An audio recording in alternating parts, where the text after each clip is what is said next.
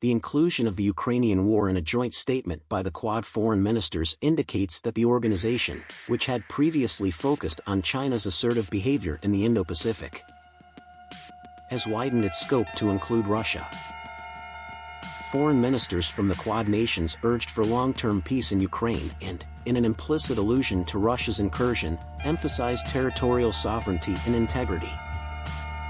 The Quad ministers, U.S. Secretary of State Antony Blinken, External Affairs Minister S. Jaishankar, Japan's Foreign Minister Yoshimasa Hayashi, and Australian Foreign Minister Penny Wong, met in New Delhi and criticized China's aggressive behavior in the Indo-Pacific as well as its attempts to block terrorist designation at the United Nations.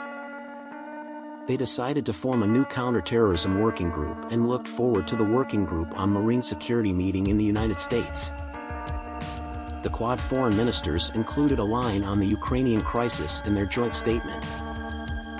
A day after the G20 foreign ministers were unable to agree on a unified communiqué due to resistance from Russia and China over the reference to the Russia-Ukraine war.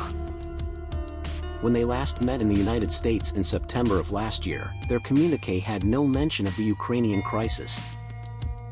We continued to discuss our reactions to the situation in Ukraine and the great human suffering it is inflicting, and agreed that the use or threat of use of nuclear weapons is impermissible, the joint statement said on Friday. We emphasized the need of achieving a comprehensive, just, and long-term peace in Ukraine in line with international law, particularly the UN Charter. We emphasized that the international system based on norms must protect sovereignty, territorial integrity, transparency, and peaceful conflict settlement. They resolved to organize a Quad working group on counterterrorism. We note with deep concern that terrorism has become increasingly diffuse, aided by terrorists' adaptation to and the use of emerging and evolving technologies such as unmanned aerial systems and the Internet, including social media platforms for recruitment and incitement to commit terrorist acts, as well as for the financing, planning, and preparation of terrorist activities. We look forward to intensive talks on these topics during Australia's Quad Counterterrorism Policy Conference and Tabletop Exercise in October 2022. We are glad to announce the creation of the Quad Working Group on Counterterrorism, which will investigate collaboration amongst the Quad and with Indo-Pacific allies to confront new and emerging forms of terrorism, radicalization to violence, and violent extremism. We look forward to its first conference in the United States in 2023, when we will continue to debate this global issue. They also resolved to strengthen ties with the Indian Ocean Rim Association, a group of 23 countries that includes India and Australia. We assist regional institutions in the Pacific and are also further enhancing our collaboration with the Indian Ocean Rim Association to address the region's most critical and essential concerns. We appreciate India's leadership in finalizing the IORA Indo-Pacific perspective, it stated. In terms of maritime security, the ministers announced that the United States will host the Quad Maritime Security Working Group Conference this month in Washington, D.C. The inclusion of the Ukrainian war in a joint statement by the Quad foreign ministers indicates that the organization, which had previously focused on China's assertive behavior in the Indo-Pacific, has widened its scope to include Russia. Without mentioning Russia, the ministers conveyed a strong message to the Kremlin by advocating for peace in Ukraine and the need of respecting sovereignty and territorial integrity.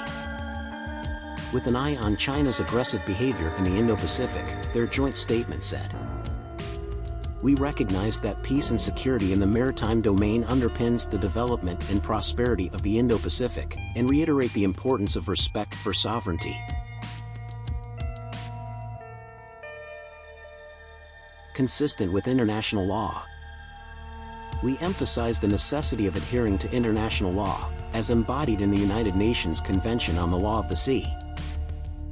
Must respond to threats to the maritime rules-based system, especially those in the South and East China Seas. We are vehemently opposed to any unilateral steps that aim to alter the status quo or escalate tensions in the region. We are deeply concerned by the militarization of disputed features, the risky deployment of Coast Guard boats and marine militia, and measures to hinder the offshore resource extraction operations of other nations. In terms of counterterrorism, the Quad chastised China for obstructing the UN list of terrorists. We categorically reject terrorism and violent extremism in all of their forms and expressions. We condemn the use of terrorist proxies and emphasize the necessity of denying terrorist organizations any logistical, financial, or military assistance that may be used to commit or organize terrorist operations, including transnational and cross-border assaults. We restate our condemnation of terrorist atrocities, notably the 26/11 Mumbai attacks, which killed nationals from all 4 Quad nations, and the Pathankot strikes. We express our worry over attempts to politicize the UN Security Council sanctions regimes and urge all nations to maintain the UNSC Sanctions Committee's transparent, objective, and evidence-based working processes. The next Quad Leaders Summit will be held by Australia this year, and the Quad foreign ministers have said that they would work closely to coordinate and complement the Quad's agenda with Japan's G7 presidency, India's G20 presidency, and the United States APEC host year in 2023.